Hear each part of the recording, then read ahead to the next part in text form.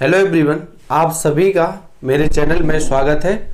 और Rolle's theorem जो आपको प्रीवियस लेक्चर में पढ़ाए थे उसका आज सेकंड लेक्चर है। तो आज इस वीडियो में हम देखेंगे कि रोलेज थ्योरम की जो एप्लीकेशंस हैं, जो क्वेश्चन हैं, उनको हम लोग किस तरीके से सॉल्व करते हैं। तो आइए शुरू करते हैं।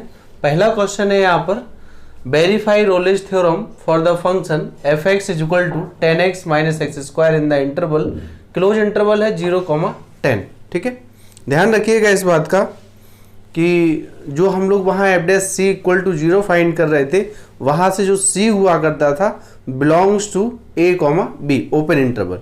तो वही हमें फाइंड करना है कि 0 और 10 के बीच में कोई नंबर हमें मिलेगा डेरिवेटिव करने पर, तो इस कर्व में। ठीक है, तो देखें हम सबसे पहले क्या है यहाँ पर, वेरीफाई रोलेज थ्योरम। तो सबसे पहले लिखेंगे इसमें हम लोग solution given function, given function. तो देखिए यहां given function F x is equal to, given function F x is equal to क्या दिया है, 10x minus x square in close interval 0-10। ठीक है ना, मतलब ये फंक्शन दिया है, इसका रीजन बाउंडेड है, मतलब 0 वैल्यू रखेंगे तो आप देखिए इसमें 0 आएगा और 10, मतलब एक मिनिमम वैल्यू भी आएगा और मैक्सिमम वैल्यू भी इसका हमें मिलेगा, मतलब उस अंतराल पर। लेकिन यहाँ जो रोले थ्योरम के 3 कंडीशंस हैं। पहला कंडीशन रोले थ्योरम का है कि फंक्शन आपका कंटिन्यूस होना चाहिए इन द क्लोज इंटरवल में, मतलब क्लोज इंटरवल में उसका ग्राफ टूटना नहीं चाहिए। दूसरा कंडीशन ये है कि वो डिफरेंशिएबल हो, मतलब उसमें जितने भी पॉइंट लें उन पे एक टेंजेंट, यूनिक टेंजेंट खींचा जा सके, तो वो डिफरेंशिएबल होगा। तीसरा कंडीशन ये है कि वो F A is equal to F B, मतलब दोनों एंड पॉइंट पर फंक्शन का वैल्यू सेम आए। तीसरा हो गया, अगर तीसरा ये हो गया है तो so there exist at least one value of X lies between open interval 0 and 10। तो आइए देखते हैं कि 0 और 10 के बीच में क्या एक वैल्यू हमें मिलेगा, तो उसी के बारे में चर्चा करनी है। तो लिखें आप यहाँ पर सिंस एफ एक्स इज, क्योंकि continuous in the closed interval, in the closed interval 0 और 10 and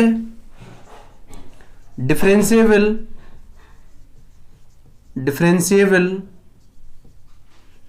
in the open interval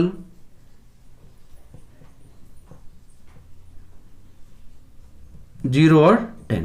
ठीक है ना, चूंकि जो पॉलिनोमियल है कोई बहुपद है, पॉलिनोमियल आपका कंटिन्यूअस होता है और वो डिफरेंशिएबल भी है, क्लोज इंटरवल में कंटिन्यूअस है, और इसका आप ग्राफ खींच के भी देख सकते हो, कहीं ब्रेक नहीं होगा। ठीक है, और एक जनरल पॉलिनोमियल ले लीजिए, वो हमेशा क्या होता है, कंटिन्यूअस होगा एंड डिफरेंशिएबल होगा। कौन सा पॉलिनोमियल, जैसे p x is equal to क्या होता है, a naught x power n, a one x power n minus 1 और and so on a n.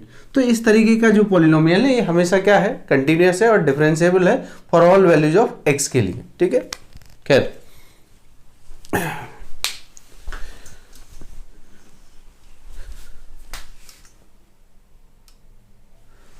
तो देखिए यहां पर किस तरीके से हम लोग, तो जब भी आपको पॉलिनोमियल दिखे आप तुरंत बोल दीजिए वो कंटिन्यूअस है, डिफरेंशिएबल है।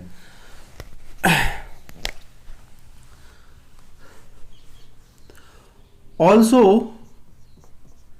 एफ ए कितना है, ए की जगह कितना है, 0 है, तो 0 रखेंगे इसमें,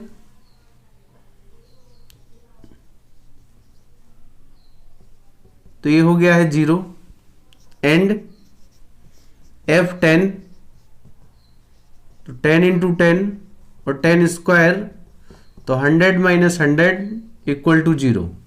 तो देयरफॉर इसलिए क्या हो गया है, F0 equal to F of 10 हो गया, ठीक है ना।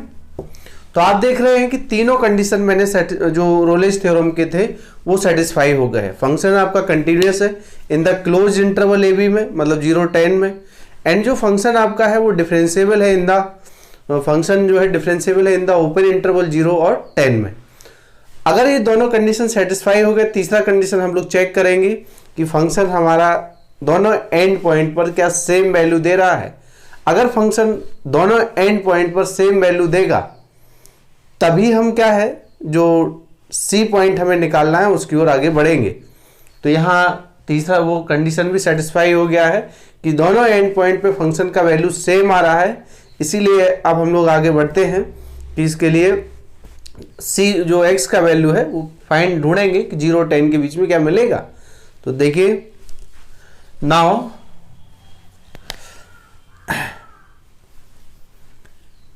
या thus all the conditions of Rolle's theorem are satisfied so there exist, जो वहां लैंग्वेज लिखे थे वही लिख रहे हैं, so there exist at least one value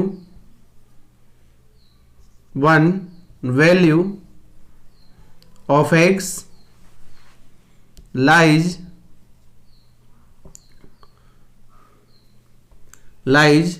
in the open interval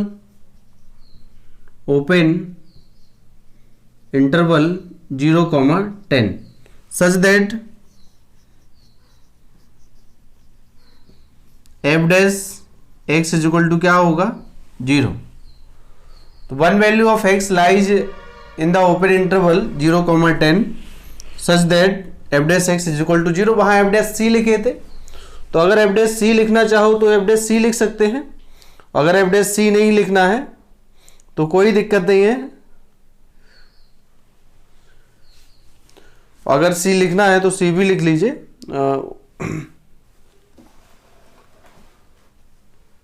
ठीक है, तो देखिए इसका डेरिवेटिव करना है हमें, तो डेरिवेटिव आप करेंगे इस फंक्शन का, इसका डेरिवेटिव कर लीजिए तो कितना हो जाएगा,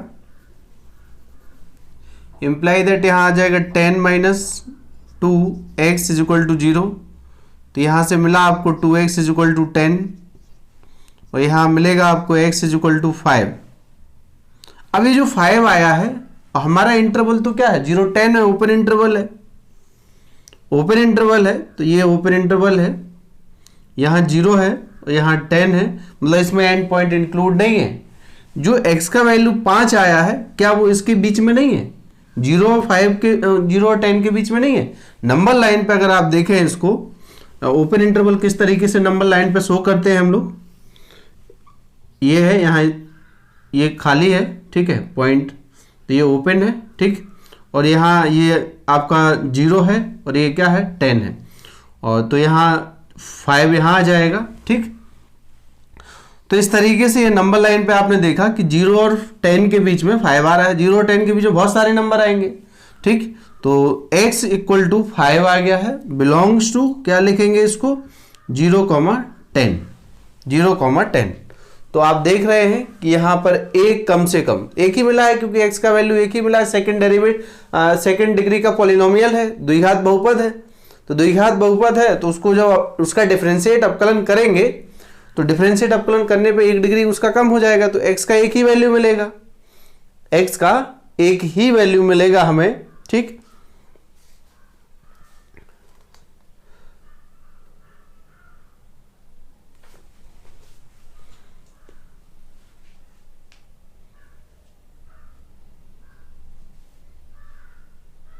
Hence the Rolle's theorem is verified. Hence the Rolle's theorem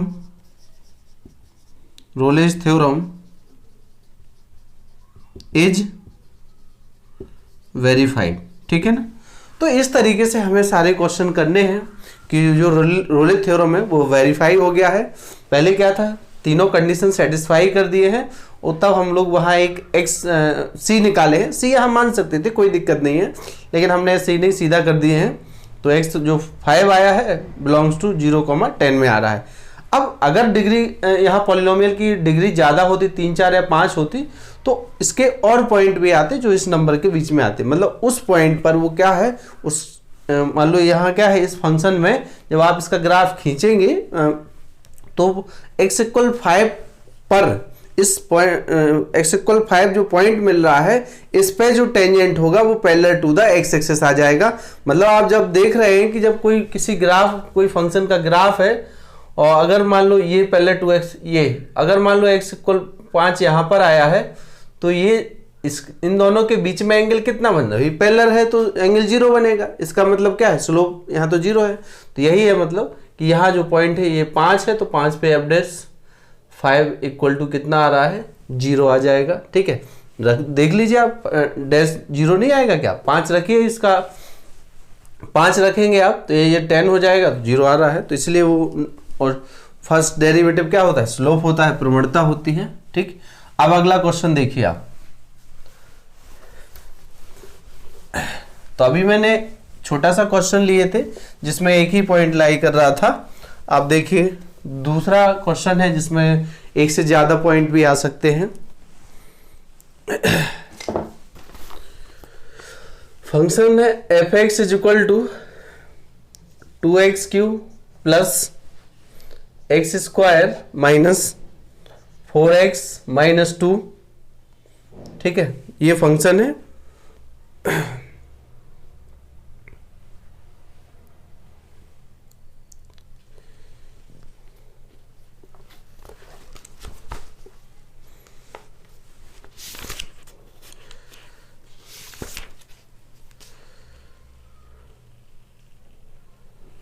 से दूसरा फंक्शन ले रहे हैं, इसको मैं अभी टेक कर लूंगा। x - 1/2, चलिए इसको ले रहे हैं। x³ - 6x² प्लस 11x - 6 इन क्लोज इंटरवल 1,3। पहले इजी क्वेश्चन हो जाए, मैं आपको 2 क्वेश्चन करवा दे रहा हूं, 2-3 देखें। तो ये फंक्शन गिवन है, तो ये तो 3rd डिग्री का पॉलिनोमियल है, क्यूबिक इक्वेशन है। ठीक है, तो ये कंटिन्यूअस भी है क्लोज इंटरवल में और डिफरेंशिएबल भी है ओपन इंटरवल में। तीसरा कंडीशन हमें चेक करना है क्या दोनों एंड पॉइंट पे फंक्शन वैल्यू सेम दे रहा है। अगर सेम वैल्यू देगा फंक्शन दोनों एंड पॉइंट पर, तो हम लोग क्या करेंगे, उसका एक जो पॉइंट है at least one value of x lies between जो ओपन इंटरवल 0 एंड यहाँ मतलब 1 और 3 होगा, तो क्या इनके बीच में आएगा, वो ढूंढेंगे हम लोग वो पॉइंट, तो वो निकालेंगे। देखें, given function f(x) = x³ - 6x² plus 11x - 6 इन, ये है आपका 1,3। आप चाहें तो इसका यहीं पर डिफरेंशिएट भी कर सकते हैं, ऐसा नहीं है, या वहां कर दीजिएगा, कोई दिक्कत नहीं। सिंस वही लाइन लिखना है, since the function f(x) is continuous, या सिंस f(x) सीधा लिख सकते थे, in close interval 1,3 and differentiable in open interval 1 and 3, also f1, तो f1 इस पे 1 लगाइए, तो 1³ - 6 1² इंटू प्लस 11 इंटू 1 - 6, तो ये कितना हो जाएगा, ये हो जाएगा 1 - 6 प्लस 11 - 6, ये है। तो ये 12 हो गया है, 1 और 11 भी 12 हो गया है, तो 12 - 12 कितना आ गया है, ये 0 आ गया है। ठीक है, f1 एंड दूसरा पॉइंट है आपका f3, तो 3 लगाइए, 3 का क्यूब हो जाएगा, 6 इंटू 3 का स्क्वायर हो गया, 11 इंटू 3 हो गया है, -6 हो गया है, 27 हो गया है, 6 इंटू 9 हो गया है, 33 हो गया है, -6 हो गया है, तो 27।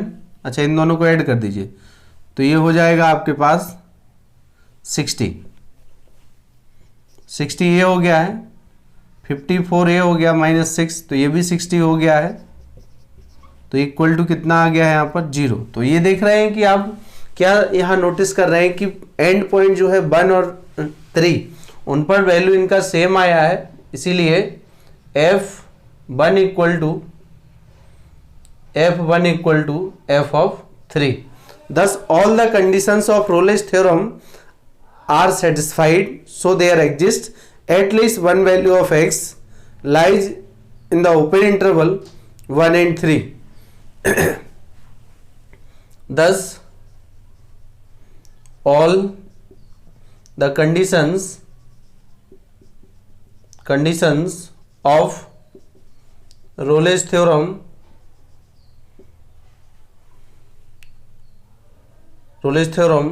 thus all the conditions of Rolle's theorem are satisfied,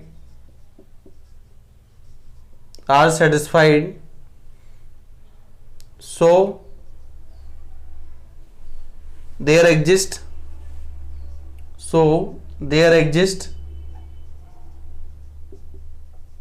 at least one value of x lies in the open interval 1, 3 such that तो इसके लिए क्या होगा, f dash is equal to 0 होगा, ठीक है ना। तो कम से कम एक वैल्यू इसमें ऐसा जरूर मिलेगा जो 1 और 3 के बीच में आएगा, तो वो वैल्यू क्या है देख लेते हैं यहां पर। तो देखिए इसका डेरिवेटिव करना है तो कितना हो जाएगा, यहीं पे लिख दे रहा हूं 3x² माइनस का 12x और प्लस का 11 इक्वल टू 0। इसका डेरिवेटिव करेंगे तो ये f डैश x इतना आ गया है ना। ये तो ये क्वाड्रेटिक इक्वेशन आ गया, एक द्विघात समीकरण है कि 3x² माइनस 12x प्लस 11, और इसका अब हमें इसके फैक्टर करने हैं तो 11 3 जा 33 हो रहा है, 11 3 33 हो रहा है।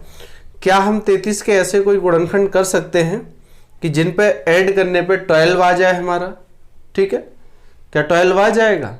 तो ये भी तो नहीं आएगा ना, तो नहीं आएगा तो इसमें सीधी धराचार लगा दीजिए। तो therefore x is equal to +12 plus minus under root 12 का square b² minus 4ac upon 2a। a कितना है 3, तो x इज इक्वल टू आ रहा है यहाँ पर 12 प्लस माइनस, और ये हो गया है 144 144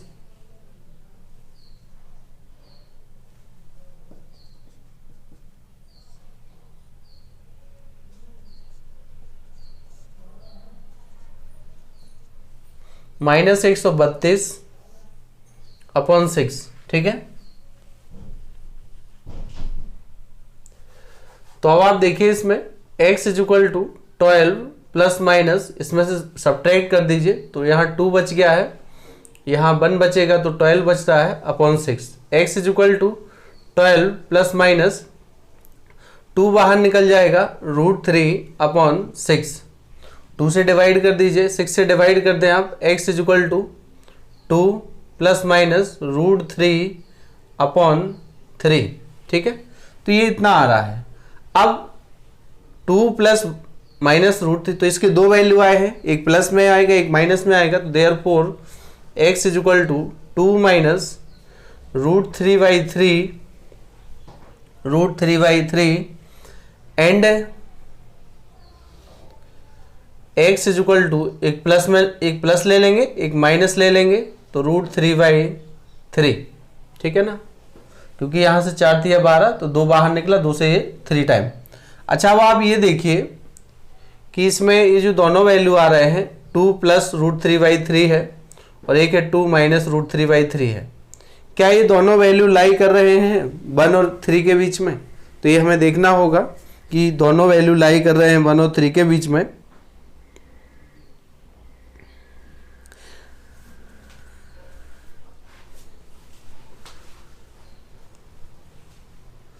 अगर इसका हम लोग परमेयकरण भी कर दें √3 से न्यूमरेटर उसमें, तो यहाँ ऐसा भी लिख सकते हैं। खैर नहीं, छोड़ दीजिए, कोई दिक्कत नहीं है।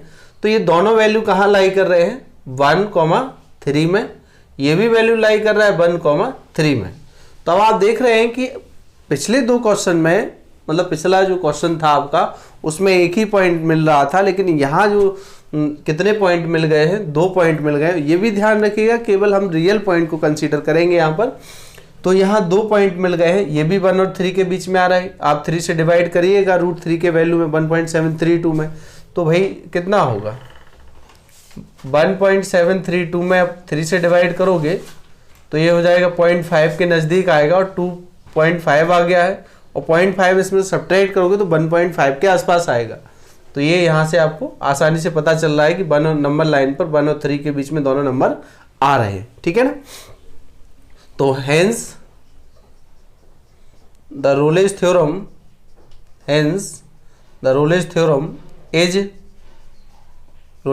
Is verified.